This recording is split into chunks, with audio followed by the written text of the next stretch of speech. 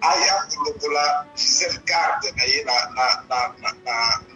na porte. Alors les gars, avec quelle intention? Gisèle azali wana bana ya président bazali wana. Bana mike.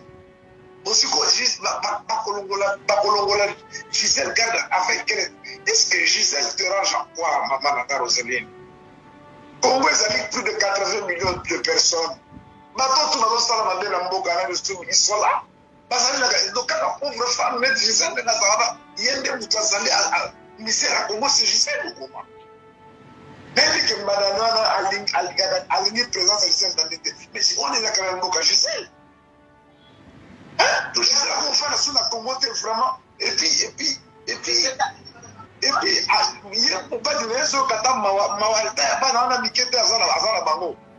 C'est la souffrance totale. Mais nana, est-ce que bino vous assure que bazotinda batu sikoyo? À l'heure où je te parle, batindi colonel Moko Mousso. Colonel Mousso. Colonel Mousso, batindi akene kolongo la garde. Et c'est pour quel motif d'abord? Pour un motif nini? Rosaline Yokal. L'immigration a notifié à Gisèle. Oui. A notifié à Gisèle que à Koki, il fallait convoquer que Gisèle pour là-bas passer communication à président que le président ne veut pas que Gisèle Azala na Congo. Et hier, pas plus tard qu'hier, je parlais avec Paul Mondela. Je même dit à Paul, mais Paul, quand même, vous avez quand même la respect. On a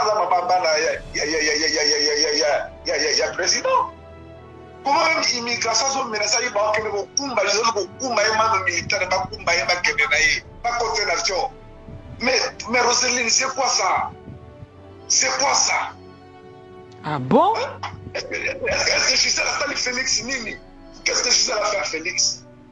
Mais pour la nini vraiment, moi vraiment, et comme il a point à boire, il n'a pas comprendre, hein? Ah! Maman, Moukile Sarakaboye, comme ça! Moukile Sarakaboye. Quand même, moi, Roseline, yo yebingai, oyo. Yaza mulu tulikila mkwele. Yaza mulu. Yaza mulu tulikila mkwele.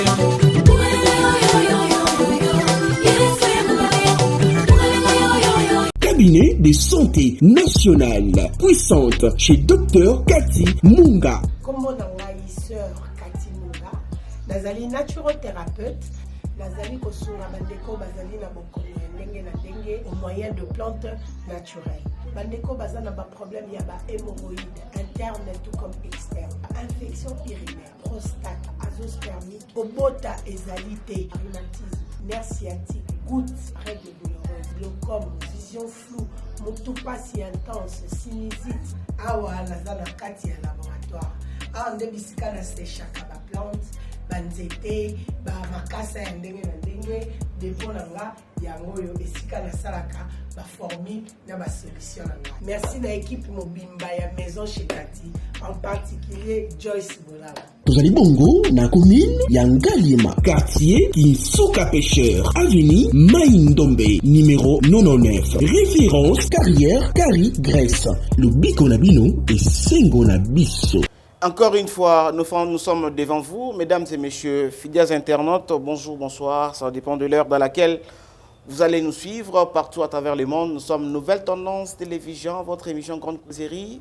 Encore, et ça la collaboration, on a CP là parce que toujours avec vos commentaires, vos questions, vos suggestions, il y a un épée ça biso très surtout la force, il y a combien de invité, il y a sur la macam oh yobino besoin très surtout besoin, il y a ko betali solo actualité, il y a ko betali solo, il y a ba makamambo kaneza ko tambola parce que bande ko bayimbo ka ebele o bazali bazwami partout na mokili bazana pour ça ko yeba évolution na bango par heure. Évolution ya mboka na bango par heure ndenge ni mboka ezali ko tambola parce que bazali sur place te, dis-moi pe on soupe bazali sur place mais baza ko yeba te ndenge nini makambo ezali kotambola makambo yango ya Congo ezali kotambola lolenge oyo tolingi tosola na bino sikoyo Parce que maintenant, là, nous voulons un peu parler de l'actualité. Tout le monde, makambo ndenge zali ko kende soki to lobi to kanga kaka minoko to continuer kaka ya kobanga to continuer kaka na ko beta makamusu kara to mona mkomsu bolali bolamuki boyata mutu moko za la suna mboko te. Donc il faut quand même to yeba makamu to zali kusala pe to yeba déjà ya ko avancer ba pa bana ya liboso avant que peut-être banguna baya ko envahir biso banguna, c'est-à-dire batu oyo balinga Congo te. Munguna ya Congolais azali mutu oyo azingi alingi intérêt général ya ba Congolais dans l'ensemble té aza mutu o aza na posaka ya intérêt na ye aza kaka mutu wana alingi makambu kaka ya ko diviser makambu ya tribalisme et autres. Voilà, aujourd'hui je ne suis pas seul dans notre plateau, naza na invité oyo tokobeta na ye vraiment masolo oyo azali pe na makambu belé ya koloba concernant ba question na bino pe ba mituna oyo bino botuna kibiso. Et avant ça, je vais vous donner des grandes lignes. Makambu otokobeta vraiment lisolo na mukolo na lelo tokobeta lisolo ototi komona na mukolo ya tongo lelo tomoni déjà plus de 5 villes na Ituri bakimi batiki bamboka na bango toujours ka pour na massacre ya ba ADF. Mais toyebi kezali 8e prorogation ya état de siège tokobeta lisolo nango po nini kaka na mboka oyo Congo bandeko na biso za ko la biso boba na ngaliema to lali to lamuka bo pa to tiki ngaliema to ke ko lukesika mususu pour ni banguna bakoti jusqu'à quand lisolo tokobeta yango wana. Et après là tokobeta sur lisolo oyo tomoni que le président de l'Assemblée nationale mwana mboka Mboso alobi ete loi tani soit congolité ezali privilège te bakoki ko privilégier yango te na ngonga oyo pendant que Congolais ezali ko luka ba solution ebele. Donc wana to ebité bakozwaka yango dans les jours à venir ou bien ba rejeter yango. Mais pour l'instant bako traiter yango te na rentrée parlementaire oyo bako traiter yango te parce que yango ezali privilège te. Et à part ça tokobeta lisusu lisolo ya réserve de change automoni ete to longwaki na ba chiffre moko ezalaki penza moi fiesco nde balobaka na français et tomati na moi ba chiffre mususu. Est-ce que ba chiffre automati wana ezali royalement tokomona yango pe tokozala pe na tokosalela pe yango tokomona pe impact na yango. Et aussi Congo mobimba toyebi ke non lelo tozali kozela na butu na lelo 21h tozali kozela discours ya mwana mboka Félix Antoine Tshisekedi na 76e session bongo ya Nations Unies. Toyoka lisolo toyoka makambu nini ya koloba. Est-ce qu'à revenir kaka na même discours toyeba ba président na biso bakendaka pona koloba boye ka pona koloba boye ko promettre boye et puis tanga kozonga mamutu baloba kuna esala masute. Et après cela nous allons parler encore pour ce 29 septembre bande ko na biso la muka pour la deuxième fois lisusu na mois moko balobi ba faut pas marcher au moins 2 fois. Le 15 dobi makambu ni lekaki ils sont revenus encore pour marcher le 29. Ce 29 bande kona biso à la muka balobi bango faut pas marcher. Mais à part ça nyos makambu nyos wana yambona présenté bino directement invité na ngai tomoni na ba réseaux sociaux comment batu bakoki ko banda koya ko traiter ba problème na bango ko luka ba solution na ba réseaux sociaux entre les deux familles, famille présidentielle na famille yande kona biso Gisèle Mpela. Là je parle de l'artiste et musicien Alain Mpela. Autre qui conversation na bango na Roseline Mbombo na Facebook ndenge ni bazali ko solola ndenge nini Alain Mpela azali kolela ke ndeko na ye ya mwasi Gisèle Mpela aza na insécurité azali na bana ya mokonzi parce que makambo nazali koloba ezali ngai te bokota na ba réseaux sociaux na ba Facebook na sûr que na groupe tout ya biso ba journalistes eza inondé na ba image pe na ba conversation wana. Est-ce que c'est l'endroit oyo famille présidentielle na famille mususu wana ba oki koya ko traiter makambo na bango?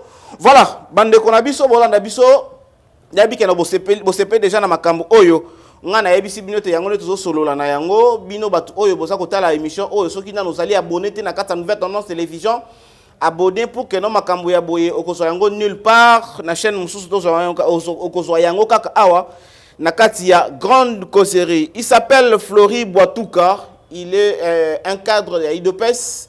Avec lui que nous allons parler de tout ce que je viens de vous dire. Monsieur Flori Boitouka, bonjour au Mwana Congo.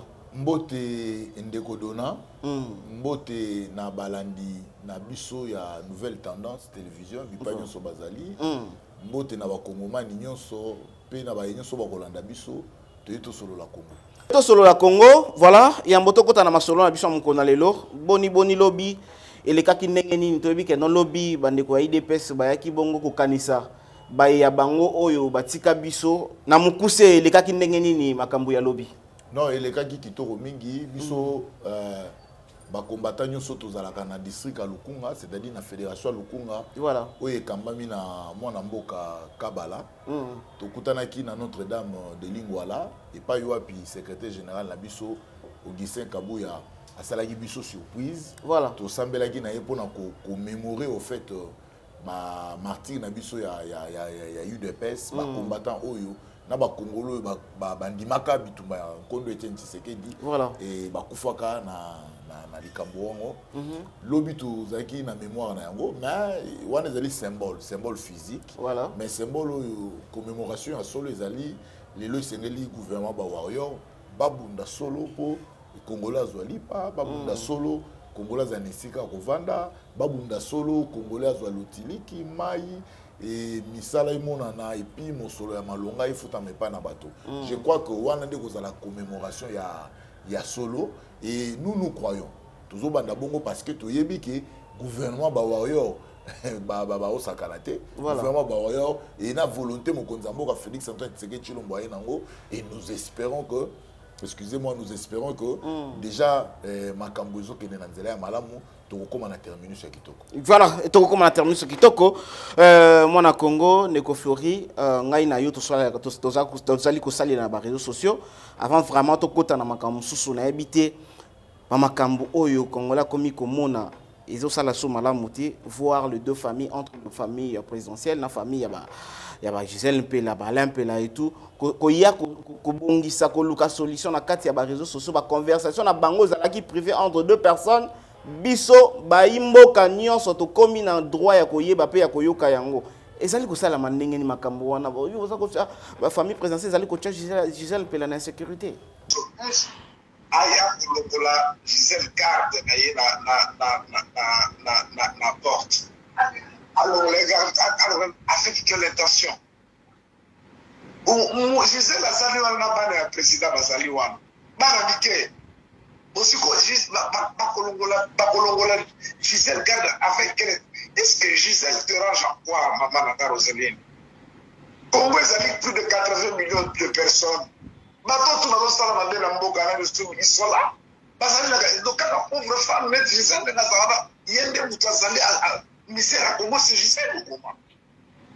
Même que Madame a ligné présence à Gisèle d'Andité. Mais si on est là quand même Mboka, Gisèle. Hein? Donc, Gisèle, on fait la sous la Congo, vraiment. Et puis, il y a pas de raison quand on a mis Kete à Bango. C'est la souffrance totale. Mais est-ce que vous êtes sûr que vous êtes d'accord sikoyo?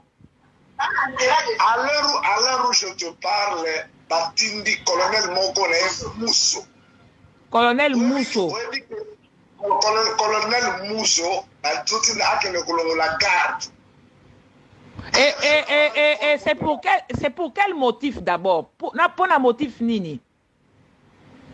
Rosaline Yokal. L'immigration a notifié à Gisèle. Oui. A notifié à Gisèle que à Koki, il fallait convoquer que Gisèle pour la communication à président que le président ne veut pas que Gisèle Azala na Congo. Bon, au fait, Limbisanga, je suis très mal à l'aise pour répondre à la question. Voilà. Moi, je suis combattant de l'UDPS. C'est dans la profession que Nayebi Mokonzabora Félix Antoine Tshisekedi Tshilombo, intimité naye, ma famille naye bien beauté. Voilà. Mais le roi congolais sur les réseaux sociaux, c'est à la portée de tout le monde. Hein.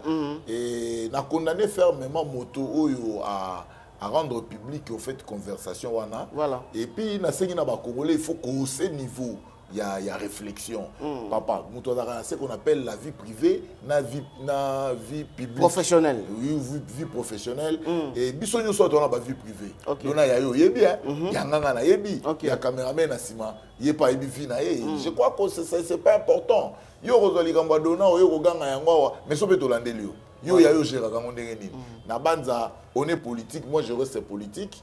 mais na condamné tout simplement que eza malamu mingité ya bato ba solo ila mupandi boye boti yango na miso ya bato eza malamu parce que les familles aussi c'est un secret. Voilà. Famille za la secret, famille au mona ratuzaka, au mona libando wa ndenge mususu. Mais tu côté na palais, réalité mususu. Famille a secret et puis ça sacré. Au fait, je condamne, mais je me réserve de droit. Il y a beaucoup de commentaires parce que Nayebi Makambongo bien malamuté. Flori cadre ya UDPS, le la congolais pe congomais nous avons besoin que nombo kanaï Congo kende liboso. Ce qui to lobby na mukuse o mekampe comme Manuel Labiso depuis moi na Congo Félix Antoine Tshisekedi azwa kikibo continue ya kozala premier citoyen ya mboko au Congo qui non lelo na date ya mukolo na lelo tozali koke mukolo date lelo to komi pona yo okolobake asali malamu mingi nano asali malamu te azosala malamu na mukuse okoloba oko resume ngo ndenge nini. Non, au fait dans mukuse na koki ko résumer ko mokonzi ya mboka azongi sibiso na nzela na rai nde balobaka. Oui. Pour train si etengamaki, il faut kozongi sa train na rai. Voilà. C'est-à-dire ko respecter biloko ya l'état, ko salela yango elongo bani pe ko respecter bomoto na biso. Okay. Omoni na programme ya chef de l'état lobi et problème nanga nazali ko investir kati na moto. Je mets l'homme au centre de mon action.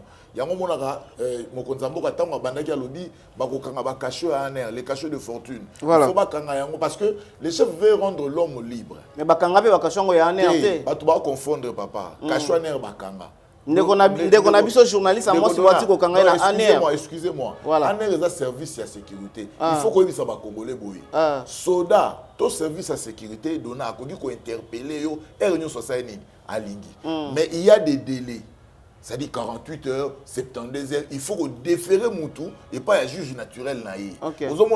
Mais comment ça n'a pas été donné? Moi qui bon Moutou, moi qui Kinoiseri, moi qui Congolais, Tamsunga, la Sara Dona, Gengala, Sondeni, mais dans un pays normal, ils ont regardé batika ka liberté na batu. Voilà. C'est-à-dire yango mon chef Fabien zu moto tia na kata centre réaction. Et ngolo banini. Chef a ko zo décision. Chef a lobi boka ma cacho ya ner. On a la décision, mais chef a na aner. Si normalement mon conduit aner ya liboso, yé fois bana ko c'est déjà que chef a lobi to sanini, to kanga. Voilà. Mais chef a lobi malamoko il faut que ça les la yango directement. Non mais automatiquement si on za la rendre ya on a fait même na na kati aner. Ba ko ibe ko kanga mutu. Mais directeur général aner a salini. Ayebi pété ezalaka ba makambo ne salemaka siko na mboka oyo expression ezali libre ndenge to lo bango boye bakangi dona bakangi nani bakangi pe pona nini asali nini des chefs escala la yoki makele la mais pona nini makele le wana batunu nazo peso exemple moko na association na ngai na Zigida parce que na sangisaka ba manitage ba porteur ya Zigida voilà muko musuna vandi boye na moni ba beyinga porteur mo bakangi na casier judiciaire. Tant on a commis à sambi ti bu na poko na ba kene na kasho ndeko dono ibo mon salaki tant on a commis na casier judiciaire na ke pas OPJT na ke pas général o ya tala la police judiciaire de parquet voilà tant on a commis pas na ye na bani ko yibisa ye ke bakangi mutu na nga moko azali awo mais na yebi ke mutu ngo sale le kambute boy siko général alobi na nga na kasho kuna mutu alali.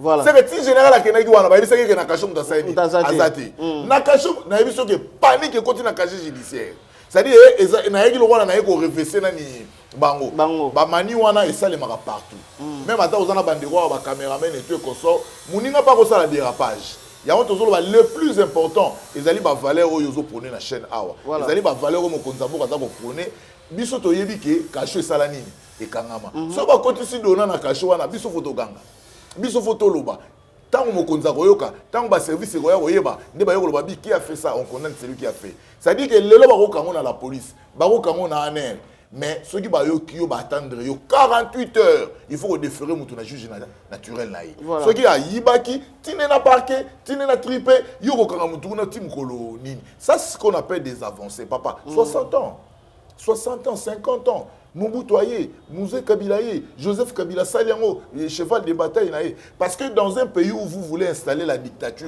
Ndekodona, naïbi selo wali boso foko kangaba tout monoko. Lorsqu'il a dictature, bas symbole belé bas simple ba dictature, il faut ko kangaba tout monoko. Parce que muto lo baté, tozala ki na yo a na Kinshasa. Amo ozala uta poto, ou bien uta naïbi te sogi wa. Ata na mboka. Voilà. Na taxi so koti o lo baté. Masola politique zo robeta na taxi. Ba beta kati. Non. Mais les lots ça pour même matin les réseaux bah tala ba bois qui on a réseaux sociaux papa Yo bon que na réseaux sociaux na ya raïs. Mais quel va oyeba yo. Voilà, tu allez quoi avancer, Dans mon Congo de Floride, betali sur la 8e prorogation, il y a étant de siège.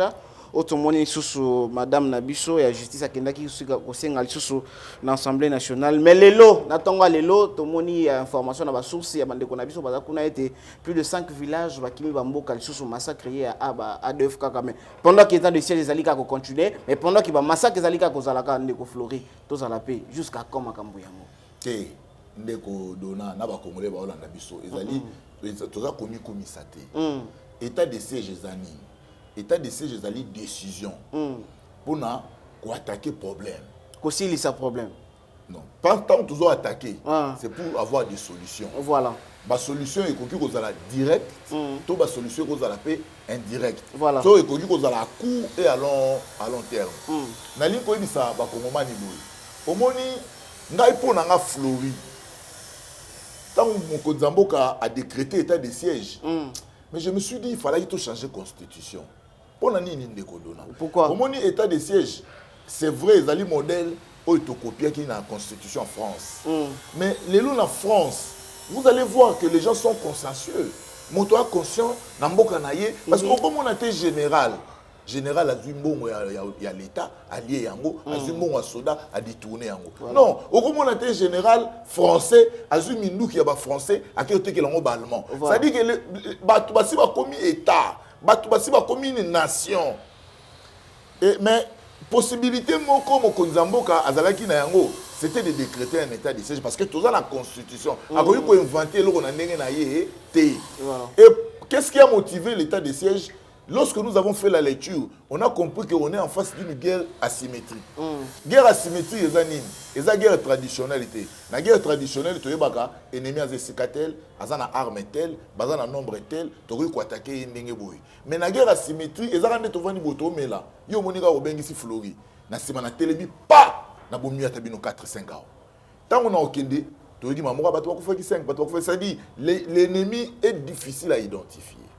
Ce qui est là, tu remis dans 8e prorogation. Ezali, il y a un 8e prorogation fait, c'est de trop. Mais c'est un moyen légal. Mais ça allait déjà que soit ma solution, tout le monde a dit oui déjà, ma cambu par rapport à Nengezala qui, et n'a n'engé commis quand même changement Ezali, bande ko ba okufa souté. Changement Ezali. Et bande ko ba continuer na okufa ndeko Flori. Parce que Flori. nous sommes dans une guerre. Ce qui m'a confusé, c'est que toi sur une guerre. Tout ça la guerre. Mais pour ça, on a besoin de guerre ici là. Effectivement, guerre aussi là. Dans le changement Salemi. Changement d'abord Salemi, na conscience, il y a chaîne de commandement. Parce que faut y bako, to umele ki na guerre oyo mingi, ezalaki kaka batindi munduki kokomate. Basoda bakei na front, bakokene ba attaquer ennemi, bakosuki sati. Ça dit que ba ordre zo utananani na Kinshasa. Nous avons pu réussir na okata ba ordre ya Kinshasa. Je vous dis lelo oyo ordre à Kinshasa ezosani et okende lisuste. Lelo oyo infiltration. C'est que zaki na 100%, lelo na c'est combien ta ba 30%. Ça c'est un élément. Parce que faut y avoir que ennemi nenge tozo kaka ba kotaki na mboko oyo, ba ko attaquer batou. Ça dit que ennemi a coopérer yé mon côté. C'est-à-dire, entre nous, dans Katina Bisso, il y a encore des couches d'infiltration. Mais deuxième élément, c'est volonté oyo manifeste. Tanga bamboka oyo kangamaki et pas ya ba rebelle. Okomona ki farde ça récupérer en moment mingi. Omoni tanga ba barrière oyo na ba taxe. Lelo rebelle azwa sous taxe té, mais toki na ba mboka na ba village o rebelle azwa taxe. Nenga ba attaquer ba village on a toki lelo. Mais je vous dis, journée aussi la télé, au lieu de faire des assassins, à récupérer la situation. Civil, c'est tout à fait normal. Au lieu de civil, il peut être qui m'a gagné, qui m'a payé rumeur. Ne on a regardé tout vendre sur le na rai. Bouh!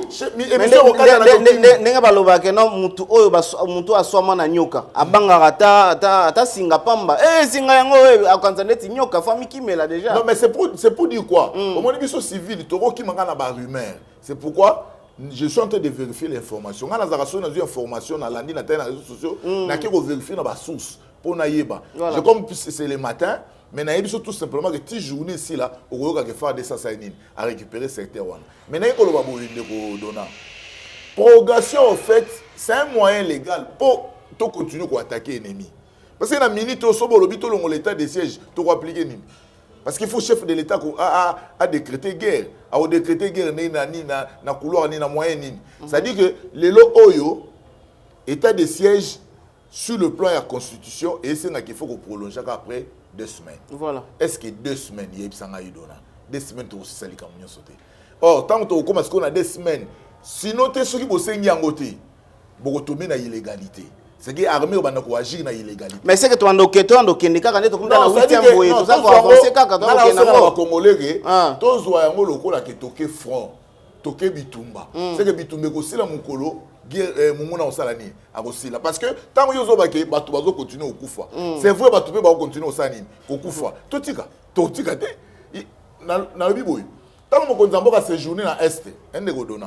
Mokonza mboka bayebisi balobi mais MONUSCO lobi il faut qu'on rapproche peu ba ennemi il faut qu'on kutana na ba rebelle chef alobi boy alobi ko solo la mabete mais avant tout solo là il faut qu'on la kisa rebelle makaso biso pe to saini to za na yango au moins na ba principe ya relations internationales soko bandi ko solo la na ennemi soko zali na proportion à force te ennemi au sala nini a redominer yo yango monaki na tangu ya régime auto utaki koleka bazaki na système so ba kei pour la raison de paix ba kozo ba rebelle ba kotisi ba ona katanani ya armée bazu ba rebelle po moko pozo ka mikolo azo banini abinga ina kotika minduki te avant na tika minduki réclamation na ngezali ba soda nanga bakota na nani bakota na armée et puis ba pesa ngai grade nanga mutu ata s'auto proclamer na zamba général mazolo ba ke bazongi se na armée le roi nani le roi général je crois que ba discussion ezo la partie et le roi na mais toujours c'est na congolais à comprendre que la volonté d'attaquer l'ennemi la volonté d'en finir avec la guerre wana ezali volonté za suma ma discuter te mais tout le barakate ne redonne le repère comme ça na bino ba journaliste po bino boganga ka ba bomi bato mais lo ba peke ba mboko faire de ça suite po mboko faire de ça bino bolo bakango te ba journaliste ba lobela kango te faire de ces azali ne na mitindo ya kozwande ba mboka wana pusa na biso ke no azwande ba mboka wana soka su yango c'est bon ba kongomani bazana na osenga na baninga vous savez nous devons accompagner les chefs. Nous devons... Comme nous le font déjà. Bien évidemment, parce que c'est aussi une stratégie. C'est-à-dire les médias, ils ont la force. Moi, je pense que les médias, ils devaient quand même réfléchir. Mais étant patriote, si réellement ils ont la volonté de guérir là, on devait quand même voir, étudier. Mais les médias,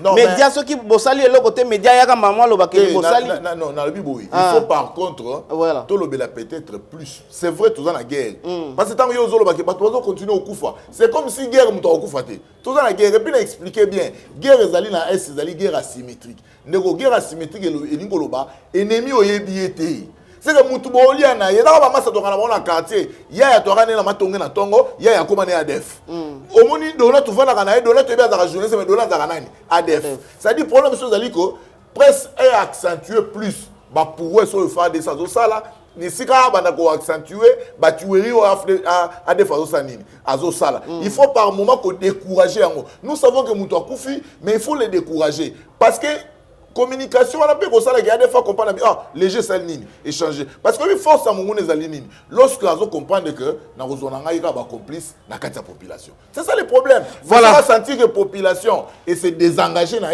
je crois que makamone aussi là pour acheter muki na question ana de kodona prorogation en fait même ngana zo bango ezobima ipa ba tuloko les komi ebele mais ça na oka 2 semaines or ce qui 2 semaines ba pesi yango normalement il faut toujours le surtout senga parce que surtout senga et ça le cola 1000 ans na miso nzambe za la ga jour surtout sengité ba militaire ba ko coopérer te banda far de ça ya mon frère ozoyo kaka biloko ngo zaka système ba terrorisme parce que guerre ngo be ko moi terrorisme côté wa côté qui to monité côté ba qui to monité et puis na biso ndenge bato ba kimi mboka. Je vous dis sur Hollande la journée aussi les arabes rumeurs. Mais aussi c'est que nous déplorons aussi qui que non bande konabiso kaka ndengo lobi que munguna ozali koyeba ete c'est-à-dire bazo ko suko différencier te mwana mboka na munguna ba komi sika moko ba komi moto moko de komi moi pasi mais toza ko senga vraiment na ba imboka nso ba kongomani nyonso penza ndenge président de l'Assemblée nationale lobaki ete bino pe ba député ya côté kuna bobima na ba groupe armé wana ezali ko boma Congo za kozongisa Congo.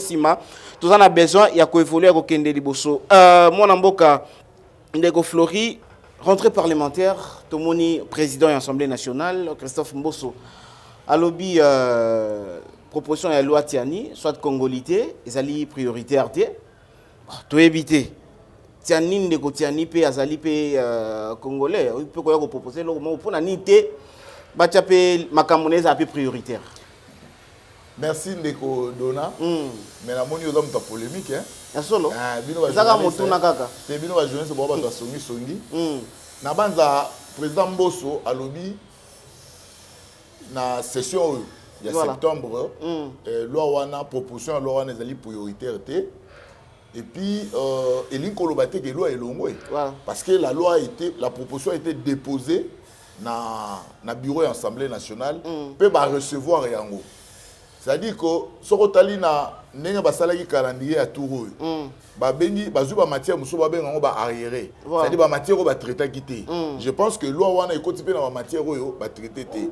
Parlement ndenga zaboye atikali na session ya septembre, atikali na session en mars, atikali na session en septembre 2022, atikali na session en mars 2023, atikali na session ya Souka Rosala il y a septembre 2023. Parce que il faut qu'on rappelle ba Congolais que élection aux allons convoquer 90 jours avant l'expiration du mandat chef de l'État. Chef de l'État a prêté serment le 24 janvier. C'est-à-dire mandat nabiso au Souka, je crois en octobre 2023. Et c'est très important. Mais awa na linga ina lo ba muke ba Congolais ba retenir likambo ya loi ya proposition ya loi ya Tchani. Oyebi na kati ya mboka, il faut pas trop travailler pour na lelo. Il faut pas trop travailler parce qu'il y a un individu Moïse Katumbi qui se sent piqué, qui se sent lésé, mais il faut tout travailler pour l'avenir ya Congo. Oyebi makambo lelo tozolo bana este de Kodona. Moi je suis historien. Moi je fais les relations internationales. Je suis chercheur. Dans le bina yoko, ce qu'on remonte dans affaire ya este. Papa, ils ont affaire les lotés, affaire boutiquée par les colonialistes, affaire banda, allemand, belge, États-Unis et tout et consorts. Il y a eu même importation, il y a des habitants, mais aujourd'hui les conflits, on n'arrive plus à gérer tous ces conflits. Le régime union soyez et tout et consorts. Mais je vous dis, est-ce que Mobutu na est? Mais écoutez, Mobutu avait des partenaires. Dans où il y a des partenaires, bien. États-Unis, Belgique, France et consorts. Mais Mobutu a tourné les deux et pas partenaires. Ils savaient comment déclencher le truc et ils ont déclenché les trucs. Et aujourd'hui, qui semble être encore très difficile à gérer. Au moment où Tolobi Boui, c'est juste quelques principes. Tolobi Boui, poste est responsable. Aux anneaux journalistes, aux anneaux commerçants. Vous avez ceux qui jouent. Vous avez pas comme président de la République. Il faut la Congolais de père et de mère. Et c'est un peu ça. Et comment on a sens. Parce que yango babi ezali parmi ndenge makamu ezali ko kabola batu ezali ko sala malamu te. Non mais c'est pourquoi je vous dis ma politicien il travaille pour aujourd'hui. Voilà. Au moment même matin Joseph Kabila mon frère, 18 ans parce qu'ils ont travaillé pour aujourd'hui. Ceux qui vont travailler, qui pour la lobby, même crise autour de la coronavirus, tout le monde est au bout de yango. Les lobbies ont gagné, biloko matina wenze, biloko zo kita. Donc yango, loi wana ezali malamu to ezali mabe. Non, loi ezali proposition wana. Loi ezali proposition wana ezali bien pourquoi? Parce que ezali kaka ko verrouiller ba poste de il y a autre responsabilité. Ça dit que pour comme président de la République, il faut aller des pères et des mères. Des pères et des mères mon frère. Tout le monde a un sens ya kolo mabele. Tout le monde a un sens ya que aux années sera musuyo ko kendete. Nous avons vu Moïse Katumbi ici, tantôt italien, tantôt juif. Mais kasi na yango comme na yango mona Congo comme loi yango ezali bien. Baboy ko comme c'est yango prioritaire. Des peurs que so ba comme c'est yango prioritaire, ba voter yango mona mboka Katumbi ya kolonga na union sacrée. Tenali ba Congolais balanda biso bien dona. Priorité ndeko dona. Priorité zalinde na session parlementaire il y a mois de septembre. Il y a on a lobby kasi pour la session oyo le cola va voter en session oyo te. De peur que ekoya koleka pour que non ceux qui yango eleki mona mo Katumbi ya directement non de toutes les façons mais c'est to lo baraboui. Union sacrée to lo ba yango clair. Eza plateforme était union sacrée ezali parti politique te union sacrée ezali makanisi ya mokonzi ya mboka Félix Antoine Tshisekedi Tshilombo. Donc esengi ye moko te esengi bandeko bele baya po batambola. C'est pour dire quoi? Oui. L'idée eza nini? Makanisi yango mokonzi ezali nini? J'entends par l'union sacrée une nouvelle gouvernance basée sur les résultats. C'est-à-dire boya to sangana to sala musala peuple azwa mai, peuple azwa lotiliki, peuple azwa nzela, peuple azwa manani bien-être na ye. Et likoloba nini? Soki yo lobi o se retirer na union sacrée. C'est-à-dire yo lingi peuple azwa lipate. Yo lingi peuple azwa maïté. Aboyi ko zala sacrifier na union sacrée. Non non mais il y a pas question de sacrifice parce que Ndeto mona be bandeko ya UNC baba kikeno ba koma kipende tibalo bakini na non, ba non, les gens n'ont pas compris sens il y a union sacrée. Ma politicien belé nazo ibisayo ba ya baza ba lié il y a union sacrée. Même ba tout mingi ba intérioriser union sacrée. Parce que union sacrée yangonde est manifesté et loko mokonza mboka zeko benga déboulonnage. Parce que mokonzambo ba dit déboulonnage ezali système. Système ezalaki nini? Ndeko dona ngana auto vandi awa, biso ni tutindi ba ministre na gouvernement. Biso ni toujours diriger bango. Biso ni toujours décider likolo ya sort ya makambo nani. Ya mboka c'était ça le système. Or loi ezolo ba bon article 91 de la constitution. Loi elobi c'est le gouvernement en concertation avec le président de la République définissent la politique de la nation. C'est pour dire quoi? Bato nde ba ke musala. Ba ministre, premier ministre na président de ba ngonde ba okeno décider na makambo nani ya mboka. Po ba ngonde bazali na cadre légal. Mais na système auto utaki ya auto utu ko déboulonner ezalaka bongo te. Ezalaka soki bodi bolimbo nommé recteur na bandundu. Il faut se référer au Beminako. So bolimbo nommé gouverneur côté moko boy, il faut se référer na ba individu. So bolimbo ta mambo Kasai et na mambo ka Bochab. Ozomona ndenge zali, c'est pour dire que to bukinde système wana. Totiki mibeko za la likolo ya batu batu basala la mibeko pe basala la mboka. En fait loi nga nazolo bango chaque jour ndeko dona total la lobby yo kozala ta musute nga na kozala te omona na famille hein papa aza na mwasi aye na mwasi mususu papa aza na mwasi aye na mwasi mususu mais mwasi wana aye na mwana bitumba wana esala nini ezala kaka na banzako loi elongwete sauf que c'est des prioritaires en septembre été mais session ezali en octobre 2023. Voilà, tobeta lisolo il y a 3,3 milliards de dollars na réserve d'échange sangwango komeli baimbo kalolenge nini na banza congolais nyonso sur sepeli congolais soit comprendre que mutaye ko bongisa mboka ezaka Félix Antoine Tshisekedi Tshilombo.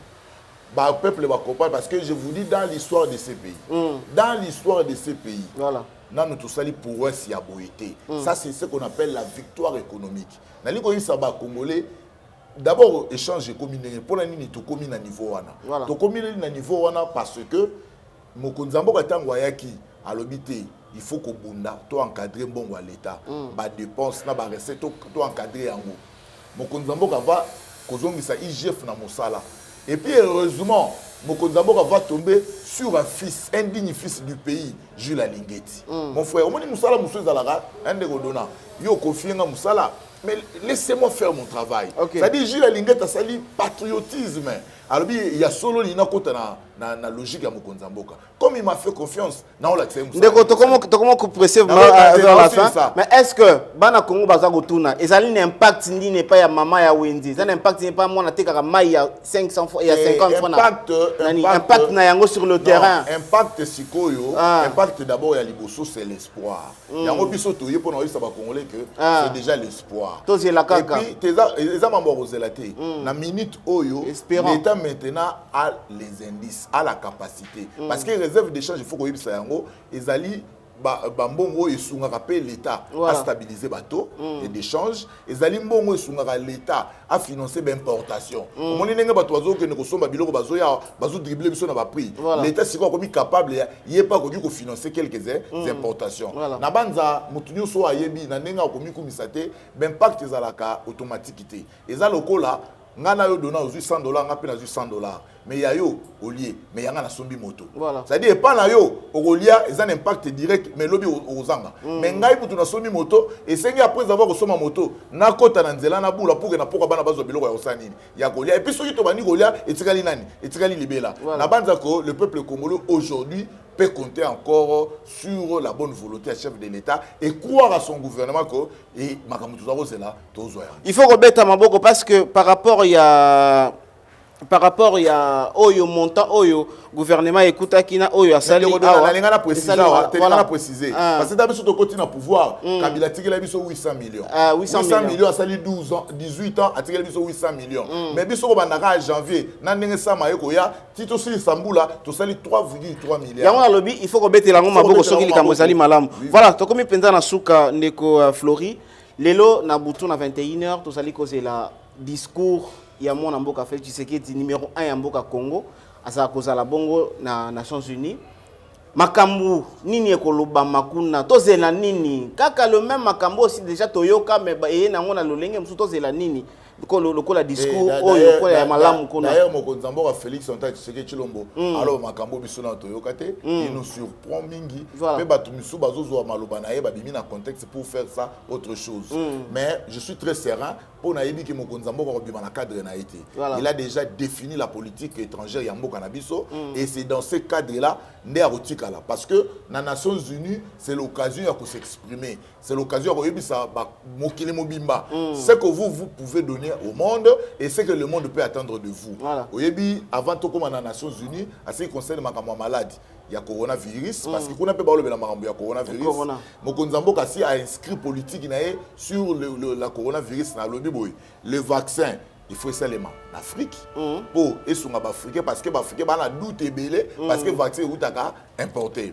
Et puis mokonzi mboka lobi à part vaccin mais biso na RDC ba docteur basi basali ba scientifique basi basali kisi lokola ba na covid et sengeli pe soki kisi wana bondima yango batu nyoso ba melango parce que pas na biso c'est sel nini et c'est kisi batu je crois que na stade wana et puis sur l'économie les chefs de l'état avaient insisté à lobby c'est vrai bambon on va proposer biso pour relever l'économie mais toujours préférer bon matisa quand même nani chiffre wana ça dit abandaki koloba yango avant na no makambo ya conseil ya session extraordinaire ya Nations Unies mais je pense que c'est l'occasion pour Naye à s'exprimer et pas ya batunyoso c'est pourquoi moi je dis que naza serein parce que c'est tracé déjà cadre Naye et surtout makambo ya guerre ya est oyebi que nous avons même dit à son temps que la guerre de l'Est a été importée la guerre de l'Est c'est une guerre par procuration et les lots ils ont bombarder il y a beaucoup de multinationaux et des multinationales qui sont derrière cette guerre dans le sens que qu'il appelle les gens à réitérer le sous-message à l'obaki en a session et les cas qui a l'obaki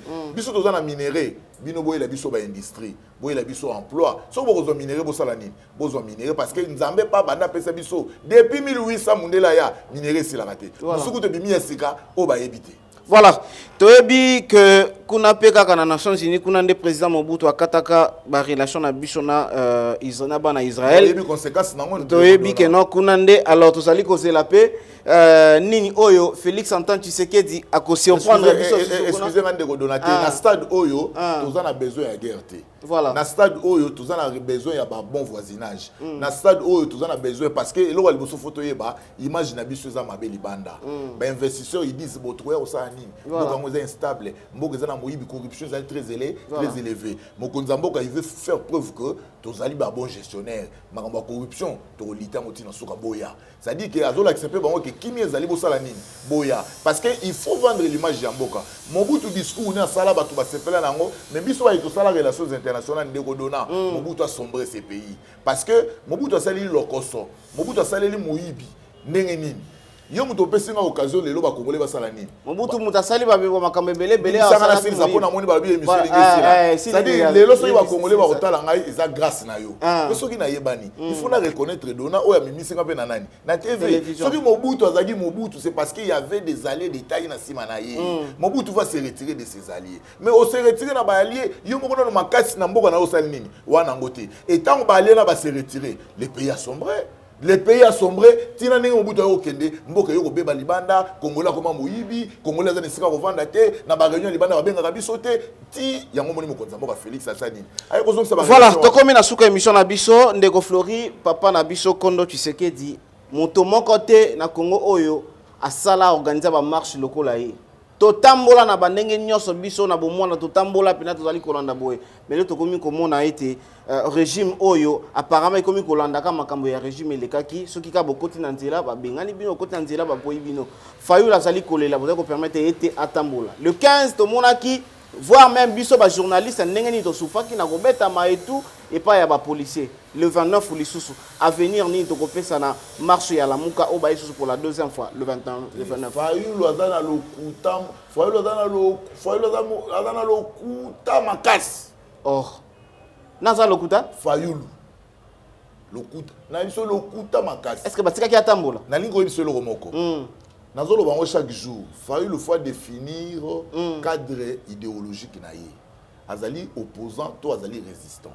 Or la résistance veut tout simplement dire une force qui s'oppose à une autre force. Voilà. C'est ça le problème. Mais ce qu'il faut le na balabal, lui il n'est pas opposant, il est résistant. Il faut que tu aies na force, ça c'est un élément. Voilà. Parce que le gouverneur a lobby na bango.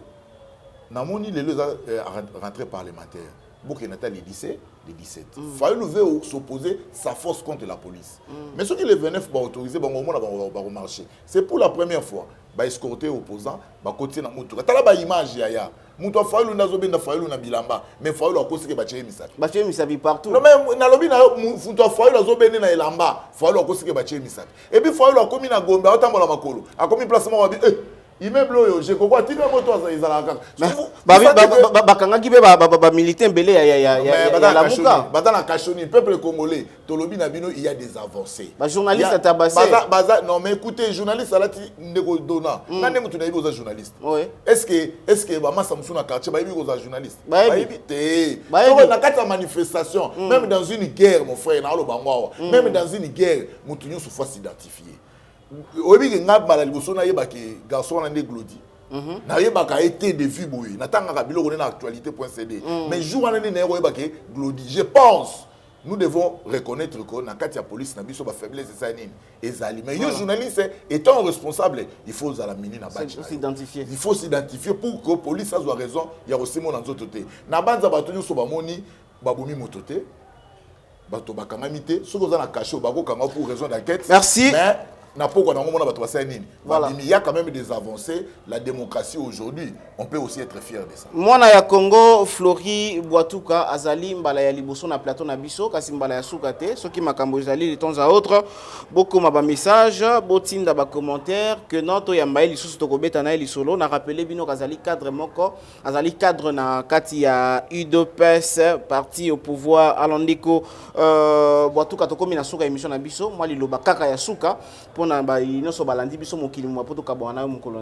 merci ndeko Dona Konde na libaku malamu opesinga merci et kanengo lobi ezala mbala liboso pe ya sukate na sepeli pe na baninga nyonso ba disponibiliser tant na bango wa filmer biso voilà na ba kongolo balandi biso mais na rappeler na ba kongomanité nazali cadre ya UDPS précisément naza président cellulaire naza président cellulaire na cellule télécom bureau voilà tokuta na chaque dimanche na 16h pour nous remettre ma solo ya parti mais spécialement dimanche le 3 octobre tous en matinée politique d'ailleurs on a invité yo pour peut ça ce bilan parce que na ka batu yo ba solo ba o na 2023 to kozanga bilan té mais le 3 octobre oyo boya ebele na télécom bureau na veni matombe numéro 8 et pas itokuta naka to kopesa bino bilan ya mi parcours ya mokonzi mboka Félix Antoine Tshisekedi Tshilombo.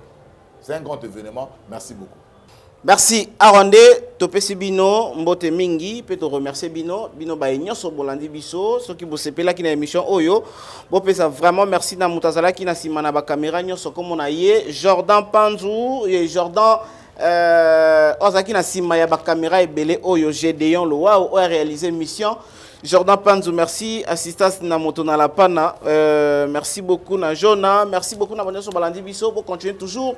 Nako s'abonner à la nouvelle tendance télévision émission la bino grande causerie bon mais ça n'ango kana to komi kokinde mikolo oyo likambo ezali remarque ezali question ezali numéro de téléphone est affiché ba émission absolument so bozana droit ya ko commenter bozana droit ya ko sala oyo bolingi lokola commentaire pe ko tuna miyano pe ko pesa ba remarque tozali ezali nyo sur le bienvenu et pas une abisso nouvelle tendance télévision. Quant à moi je vous dis continuez toujours à vous abonner. Au revoir, à la prochaine.